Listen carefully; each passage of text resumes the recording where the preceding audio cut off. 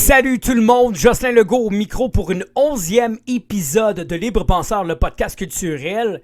Hello everyone! Soyez les bienvenus, j'espère que vous avez passé une très belle semaine. Pour ma part, elle a été explosive, colorée, plaisante et pleine de belles découvertes pour votre plaisir et vos oreilles et vos sens. Ok, c'est parti, voici le 11e épisode. Je commence cette semaine avec le retour de Pretty Reckless. Après une route chaotique faite de rock douloureux, ils sont de retour. 5 ans après le fad Who You Selling For, je répète, Who You Selling For, et une descente aux enfers à cause de la mort brutale en accident de moto de leur amie et productrice, je vais essayer de dire son nom comme du monde, Kato Kwandala, qui a mené à une spirale infernale de dépression et de problèmes de toxicomanie, ce qui a mis la musique en péril.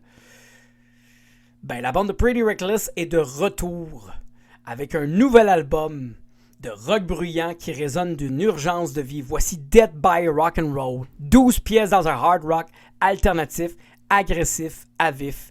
Coproduit par le duo Taylor Momsen et Ben Phillips avec l'aide de Jonathan Wyman, leur ami et producteur.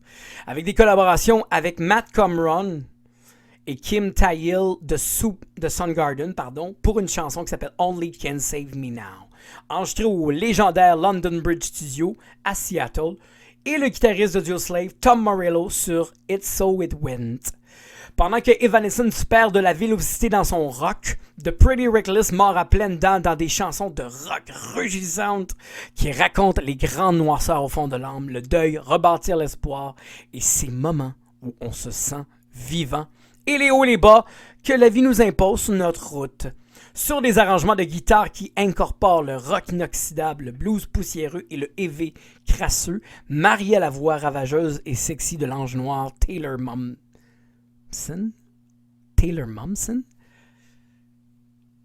The Pretty Reckless est de retour avec ce qu'il fait de mieux. Un rock sombre à coups d'impulsion qui sonne comme des montagnes russes bruyantes qui défilent à toute allure. Pour ceux qui aiment Kiss, Shinedown, Bush, Cedar, Nirvana, Halestorm, je vous le conseille fortement. Dead by Rock'n'Roll, c'est du rock enfumé sur les chemins de l'enfer qui carbure à tous les coups permis. Bruyant, odieux, atrabilaire et juste assez de lumière pour rendre The Pretty Reckless maître dans son art. C'est du gros rock qui gronde de vie jusqu'au profond des eaux. Et pour ça, je lui donne 9,5 sur 10 et mes chansons coup de cœur sont My Bone 25 and So It Went, Dead by Rock'n'Roll, Only Love Can Save Me, Witches Burn, Standing at the Wall et Harley Darling. Vous êtes sur Libre Penseur culturel. Excusez-moi, je vais leur dire, vous êtes sur Libre Penseur, le podcast culturel. Merci d'être là et de cocher présent à ce rendez-vous culturel. On va enchaîner maintenant avec un drôle de personnage qui s'appelle Gab Paquet. Connaissez-vous Gab Paquet? Non? C'est un personnage à chevelure sauvage avec un mulet et la moustache tout droit sorti des années 80 entre le Patrick Normand et le Tom Selleck. Alors laissez-moi vous l'introduire dans votre playlist histoire de vous sortir des nuages moroses de la pandémie. Gab Paquet nous présente sa 3e offrande qui arrive pile poil pour la fête des amoureux. Ce qui n'est pas une coïncidence. Voici la force d'Eros, 9 pièces pop-rock kitsch savoureuses faites de groove 80s, new wave teintées de testostérone, sensualité, entre le Daniel Balavoine, Francis Martin et Corey Hart. C'est des chansons langoureuses qui rencontrent le plaisir et qui racontent aussi le plaisir, chaud, sans censure et la romance bonbon dégoulinante, mais juste assez sur un ton intime et fébrile. Gab Paquet avec sa voix de braise ne lésine pas dans sa poésie faite d'amour, d'incantation, de sexe, ésotérisme, spiritualité qui nous échauffe les esprits. Dans une ambiance légère, folichonne, qui réussit à nous faire déboutonner quelques boutons de notre chemise et se faire un sex on the beach, par le fait même. Pendant que des tonnes d'albums mélancoliques post-pandémie envahissent nos réseaux, Paquet sort du lot avec quelque chose de rafraîchissant qui nous sort du cadre actuel. Ne vous méprenez pas, j'adore la sad music, mais de temps en temps, c'est plaisant de sortir de la tête hors de l'eau. Pas lourd, pas trop sérieux, juste assez assumé pour nous faire frémir de plaisir sur la piste de danse et laisser nos corps se parler. Gab Paquet arrive à faire tout ça. C'est un exploit faire sonner le kitsch avec une virilité qui transcende dans une musique colorée et drôle comme ça. À prendre avec une ouverture d'esprit là, et une pincée de sel, parce que sinon, tu vas pas raffoler de l'univers de Gab Paquet. Mais sinon, hey, t'es à la bonne place pour mettre un peu de douceur, de Magie Rose et de Shag à ton écoute. Fait que vas-y, fais-toi plaisir. Mes chansons coup de cœur sont Carte du ciel, 1-800-666 Sex, Force des Rosses, Magie Rose, Sexy, Sex Machine. Et pour tout ça, je lui donne 7 sur 10. C'est pour des artistes loufoques comme ça qu'on aime notre métier, je dois dire.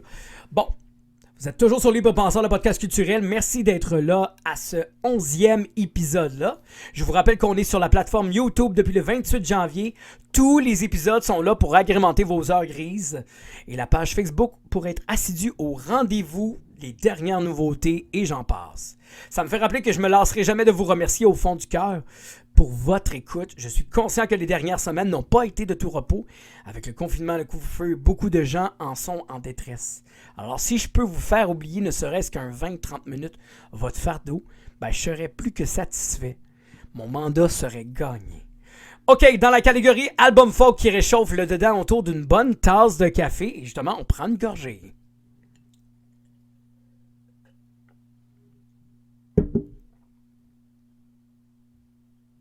Voici le premier album de Wesley Schultz, chanteur et guitariste et cofondateur du groupe pop-folk The Lumineers, que le monde fredonne à tue-tête depuis 2012 grâce au succès Oh Hey. Ben oui, Oh Hey, que vous connaissez tous. L'auteur-compositeur-interprète offre un premier album dans sa plus simple apparence, teinté de contrastes d'ombre, mélancolie et de lumière. Voici Vignette, courte scène qui capture un moment unique ou un détail déterminant sur un personnage. Ça, c'est vraiment la définition de Vignette.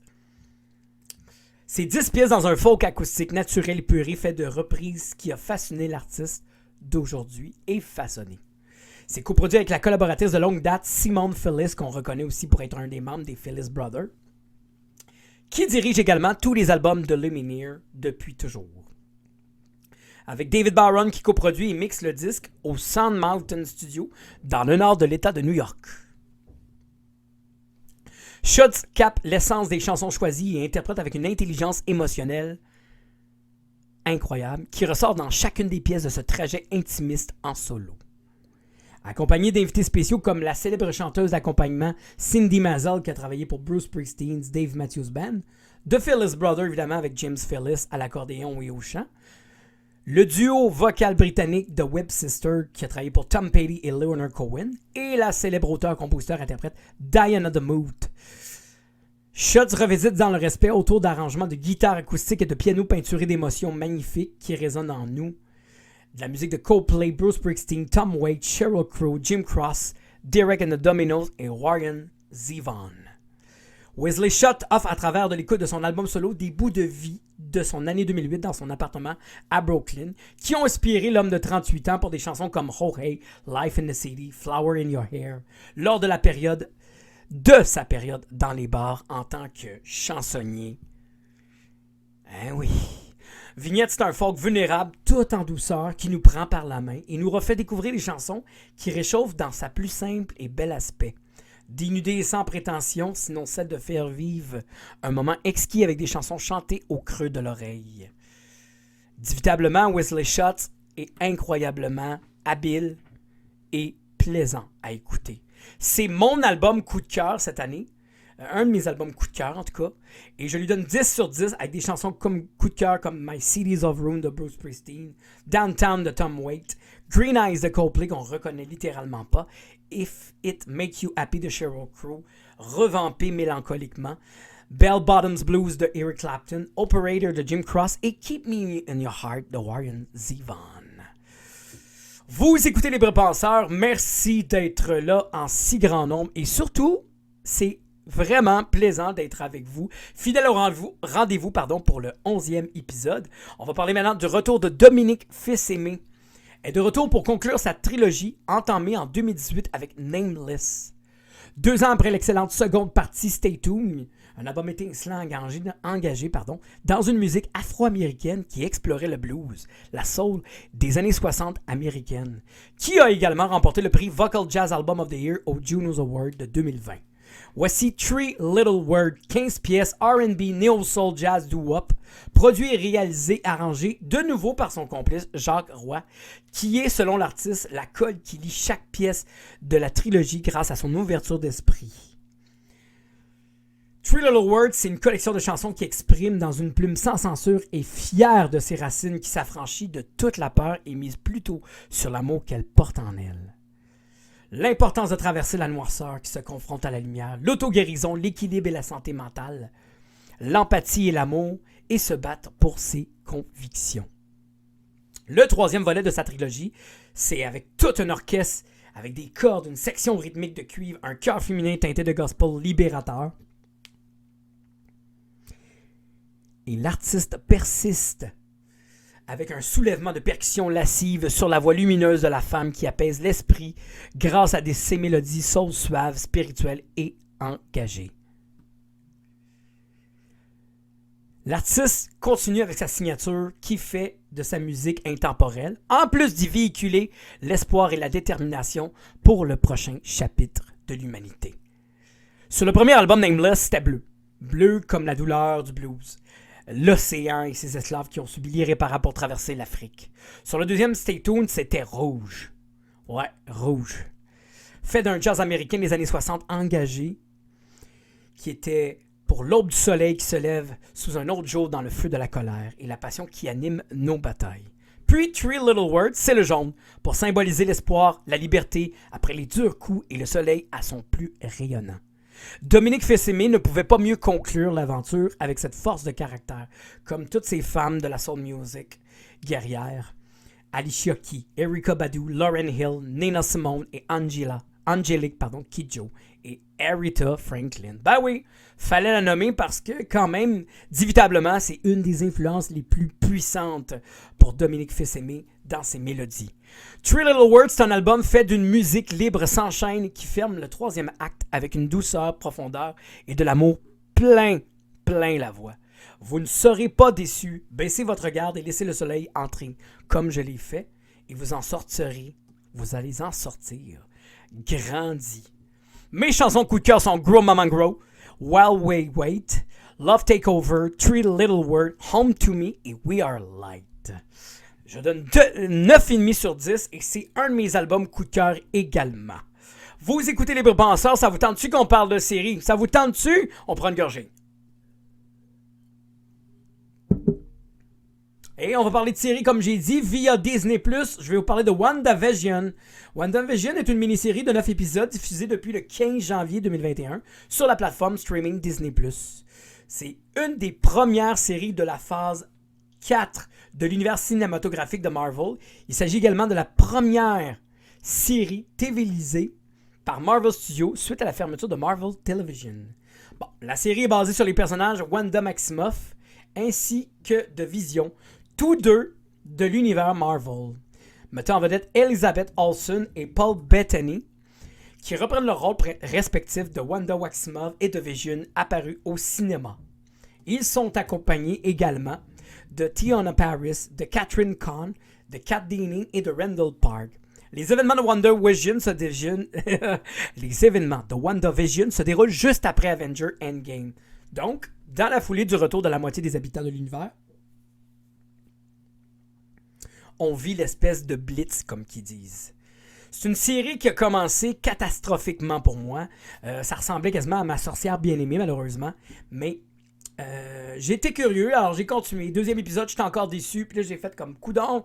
Y a-tu quelque chose qui s'en vient? Et là, c'est vraiment la troisième épisode qu'on commence à rentrer dans le mystère, à comprendre des choses, sans dire de divulgateur.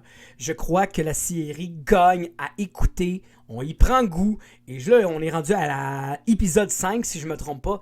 Et c'est littéralement capoté. On a un univers qui est en train de se bâtir. C'est hyper intéressant. Des punchs que je ne m'attendais pas. Et ça annonce la prochaine univers de Marvel qui risque, la phase 4 comme qu'il l'appelle, qui risque d'être hyper intéressante et remplie de détails, comme des films comme Spider-Man qui vont s'en venir. J'ai très hâte de voir ça. J'ai hâte de voir le nouveau Thor aussi. On va avoir plein de bel univers et moi, je croise les doigts aussi pour un Gardien de la Galaxie 3e volume. J'espère beaucoup. Mais quoi qu'il en soit, WandaVision, les premiers épisodes sont à t'apprivoiser. Vraiment à apprivoiser. C'est difficile, on suit, mais on comprend pas pourquoi que ça ressemble à ma sorcière bien-aimée. Puis, plus que ça va et plus qu'on avance vers un mystère qui commence à devenir sinueux et on rentre dans le feu de l'action, mais sérieusement, ça vaut vraiment la peine les derniers épisodes. WandaVision, c'est excellent. On va vous parler maintenant d'un film qui s'appelle Freaky, en version française Bizarre. Ça met en vedette Vince Vaughn, Catherine Newton et Celeste O'Connor. C'est l'histoire de Millie Kessler, une lycéenne de 17 ans, qui est loin d'être populaire et d'être à la mode.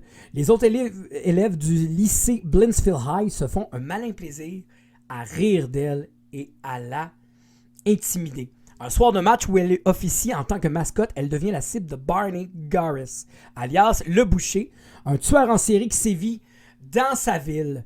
Néanmoins, la dague ancienne qu'utilise ce dernier déclenche quelque chose de surnaturel et les fait échanger nos corps. Ça ressemble un peu à Freaky Friday, et je pense que c'est voulu. C'est une espèce de vision de film d'horreur humoristique, gore, hyper intéressant. Millie découvre qu'elle a une journée pour récupérer son corps avant qu'un échange ne devienne permanent. Bien qu'aidée par ses amis, la situation ne va pas être facile maintenant qu'elle a l'apparence d'un tueur recherché.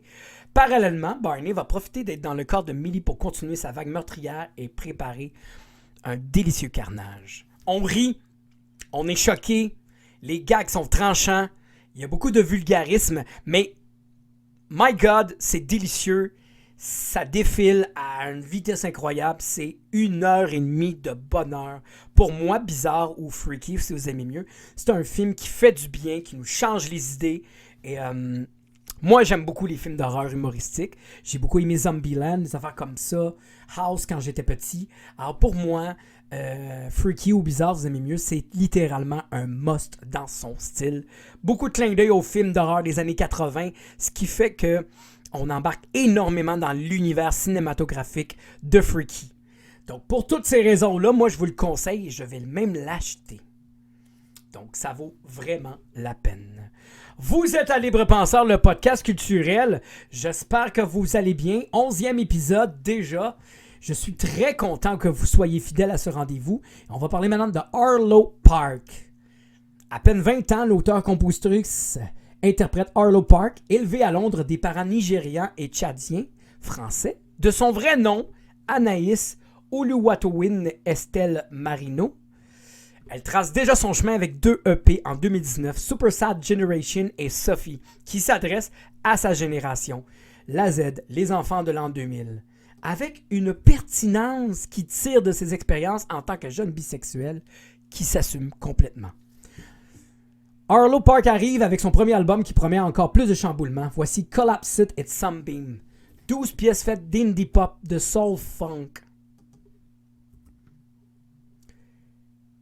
Dans une ambiance intime qui nous charme presque instantanément. Avec cet album produit et écrit avec un nouveau producteur à surveiller, Gianluca Bocciolati, la musicienne et poète offre des chansons qui racontent ses observations personnelles, bien détaillé de son entourage qui vit des histoires de toutes sortes. La dépression d'un ami, une dispute de couple dans la rue, un amour à sens unique.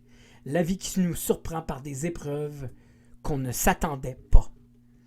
C'est un mélange entre Lily Allen et Martina Topley Bird et Radiohead. Même si ce sont des thèmes dignes d'un roman de cœur brisé, Arlo Park, avec sa voix scintillante d'une grande maturité, réussit à nous réconforter et faire ressortir la note d'espoir dans chacune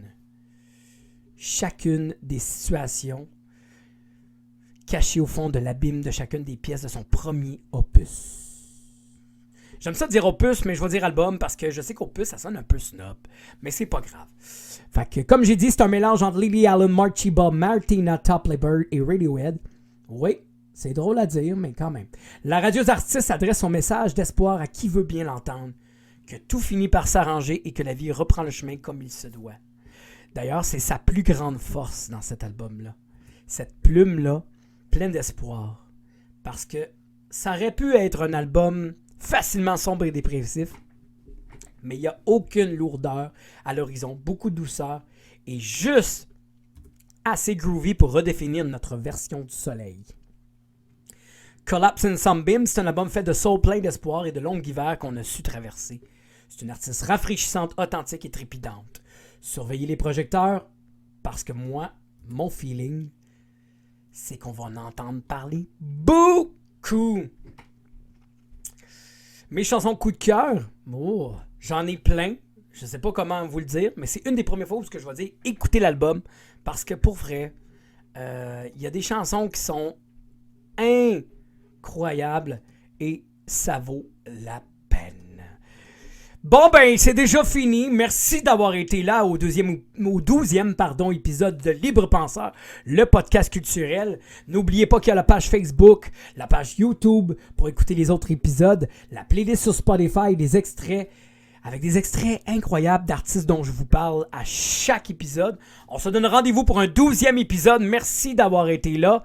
À bientôt!